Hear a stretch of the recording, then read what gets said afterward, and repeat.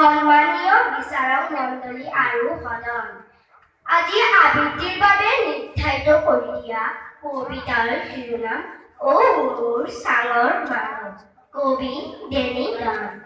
যি বাটেৰে আহিছিলো সেই বাটেদি আকৌ ঘূৰি যাব নোৱাৰি। বাট নাই চাঙৰ তলদি বৈ যায় চকুৰ পানী নৈ।